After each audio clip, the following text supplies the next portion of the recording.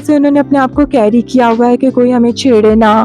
और मैं बलूचिस्तान की पहली ट्रांस वुमन हूँ, आर्टिस्ट हूँ, मैंने फाइन आर्ट से ग्रेजुएशन की है। सब्जेक्ट ने मेरी ज़िंदगी को तब्दील कर दिया। जेंडर को कोई एक्सेप्ट नहीं करता है। जो फीलिंग्स थी वो लाइंस के ज़रिए, वो कलर्स के ज़रिए जो है वो एक्सप्रेस करती थी।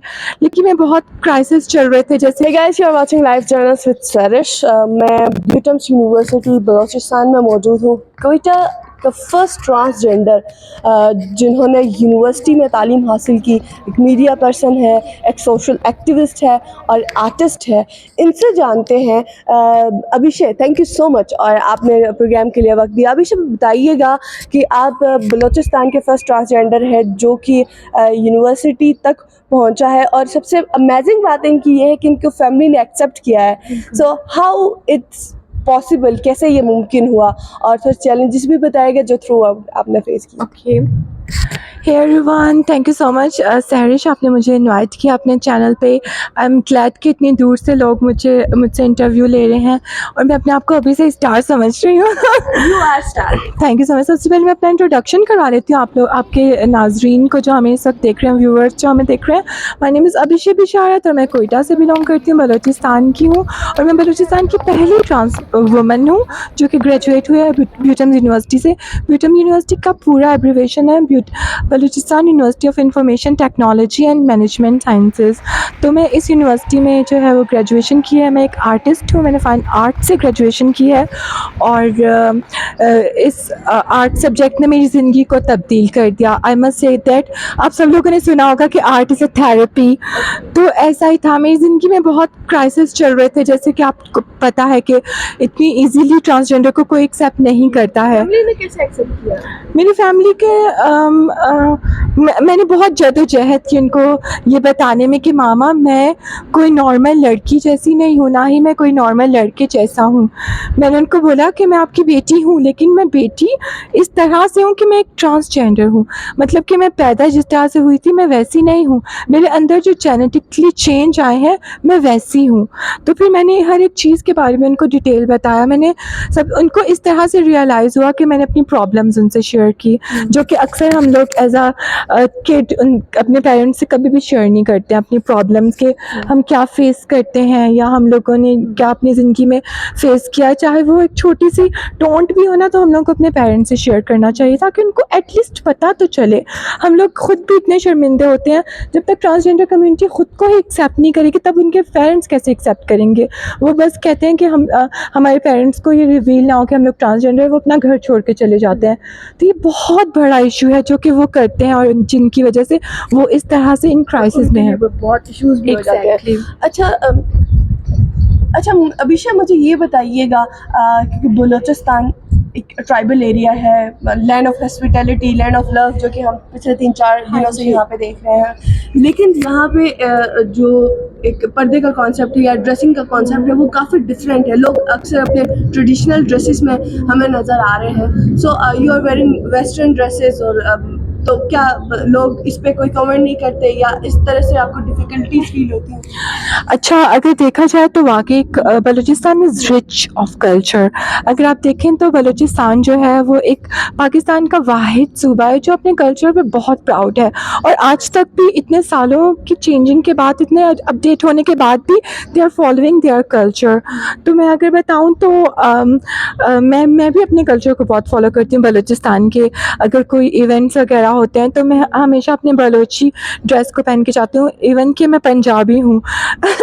लेकिन फिर भी क्योंकि हम लोग बलूचिस्तान में रहते हैं और हम लोग अपने कल्चर से इतना प्यार करते हैं, क्योंकि इसमें कुछ भी चेंज नहीं है, बहुत ऑर्गेनिक सा कल्चर है, rich of people, love and prosperity हम लोग देखते हैं इन कल्चर्स में। और आई थिंक हम लोग को अपने कल्चर को फॉलो करना चाहिए। अगर मैं अपनी बात करूँ कि मैं वेस्टर्न क्यों पहनती हूँ तो और मुझे कोई प्रॉब्लम फेस हुई है, तो ऐसा कुछ भी नहीं है, क्योंकि वो हम पे डिपेंड करता है कि अगर हमने वेस्टर्न पहना भी है तो हमारी बॉडी लैंग्वेज कैसी है। अगर मेरी बॉडी लैंग्वेज थोड़ी सी भी चेंज होगी तो लोग मुझे डेफिनेटली छेड़ेंगे और वो कहेंगे, टॉन्ट करेंगे कि आपने ये क्यों पहना है, आप यहाँ पे क्यों ये कर रही हो। तो इस तरह से मुझे आज तक कोई भी डिफ़िकल्टी फेस नहीं करने को मिली है। वो मुझ पर डिपेंड करता है कि मैं किस तरह से जो है वो अपने आप को प्रेजेंट करती हूँ। अच्छा अभिषेक, ये भी बताएगा कि लोगों के बहुत ज़्यादा काफ़ी ज़्यादा मिसपरसेप्शंस है। जब हम भी आ रहे थे शायद ट्रैवल सेफ नहीं होगा, बलूचिस्तान के हालात, लॉ एंड फोर्स के जो हालात हाँ हैं जी। वो इतने बेहतर नहीं है, सिक्योरिटी के हालात। लेकिन यहाँ के देखा तो वो तो सिचुएशन कुछ दूसरी ही थी। हमने कहा बिल्कुल कि दूसरा हमने देखा ही नहीं। सो ऐसे ट्रांस कम्युनिटी के हवाले से भी चैलेंजेस इस तरह से होंगे, लोगों की परसेप्शंस ऐसी होंगी। अच्छा। लेकिन you are the only one कि जिसने यूनिवर्सिटी पढ़ा, अभी आप मीडिया में भी काम कर रही हैं। सो बताइए कैसा हाल थी, कैसी रही थी आपकी जर्नी? अच्छा, तो अगर मैं बलूचिस्तान की स्पेशली बात करूँ तो बलूचिस्तान जैसे मैंने ये नहीं कि मैं यहाँ पे रहती हूँ इसलिए मैं यहाँ की तारीफ़ कर रही हूँ।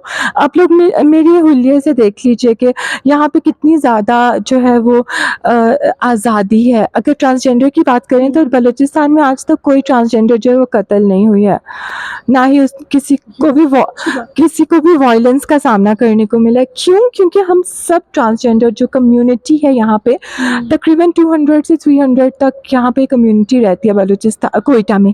बलूचिस्तान की अगर बात करें तो वो 700 से भी अबव होंगी, लेकिन कोयटा की अगर हम बात करें तो 200 कम्युनिटी मेंबर्स यहाँ पे उससे भी ज़्यादा रहते हैं।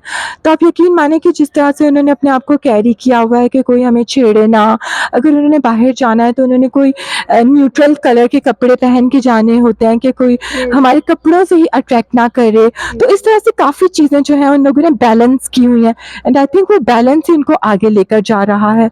उसके बाद अगर मैं अपनी यूनिवर्सिटी की बात करूँ तो जब मैं यहाँ पे आई थी तो मुझे पर्सनली, क्योंकि मैं पहली ट्रांसजेंडर हूँ और मुझे बहुत प्रॉब्लम फेस करने को मिली थी, क्योंकि आज से पहले किसी का एक्सपोजर ही नहीं था ट्रांसजेंडर के साथ कि हमारी क्लास फेलो कोई ट्रांसजेंडर हो सकती है, हमारी स्टूडेंट कोई ट्रांसजेंडर हो सकती है, हमारी कोई दोस्त ट्रांसजेंडर हो सकती है, हमारी कैंटीन में कोई ट्रांसजेंडर बैठ सकती है। इवन कि मैं अपनी क्लास की सीआर थी, उनको ये भी नहीं था कि हमारी क्लास की सीआर भी कोई ट्रांसजेंडर हो सकती है।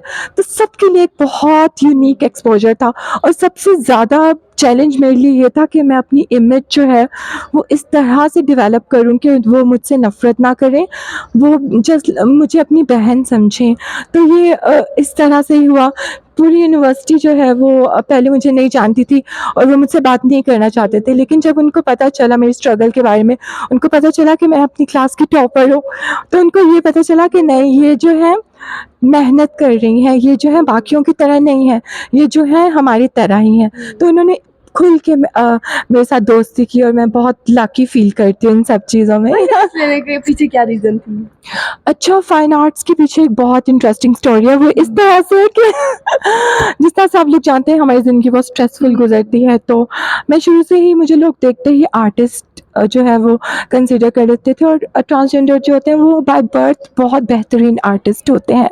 उनमें अगर आप देखें कोई सिंगर बहुत अच्छी होती है, कोई पेंटर बहुत अच्छी होती है, और आपको पता है डांस तो उनके अंदर ही होता है। तो इससे हमें पता चलता है कि बाय बर्थ उनके जेनेटिकली ही बहुत ज़्यादा जो होता है उनमें टैलेंट होता है। तो इस तरह से शुरू से ही मुझे आर्ट का शौक़ था। मैं अपनी जो फीलिंग्स थी वो लाइन्स के ज़रिए, वो कलर्स के ज़रिए जो है वो एक्सप्रेस करती थी, लेकिन मुझे कुछ इतना नहीं पता था कि मैं फिगरेटिव आर्ट किस तरह से बनाऊँ। आई विश कि मेरी यहाँ पे पेंटिंग्स होती, मैं सहरिश को पिक्चर सेंड करूँगी और आप इसके साथ ही वो ऐड कर दीजिएगा, ताकि हमारे जो व्यूवर्स हैं वो देखें मेरा आर्ट, और इंशाल्लाह आप लोगों को बहुत अच्छा लगेगा।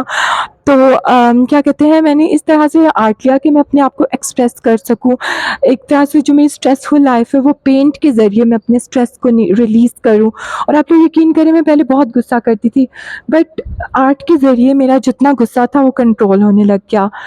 मतलब अगर आप लोगों को बहुत गुस्सा आता है, आप लोग सिर्फ़ एक पेज पकड़िए और अपने गुस्से को लाइन्स के ज़रिए निकालिए। बड़ी अखबार रख लीजिए, उसमें अपने हाथों को चलाइए, जिस एंगल में आप लोगों के पास लाइन्स होती हैं, आप लोग सर्कुलर मोशन में निकालिए उसको, कलर्स के ज़रिए निकालिए। लेकिन आप लोगों को चाहिए कि मेंटली रिलीज़ होइए, अपने आप को रिलैक्स कीजिए।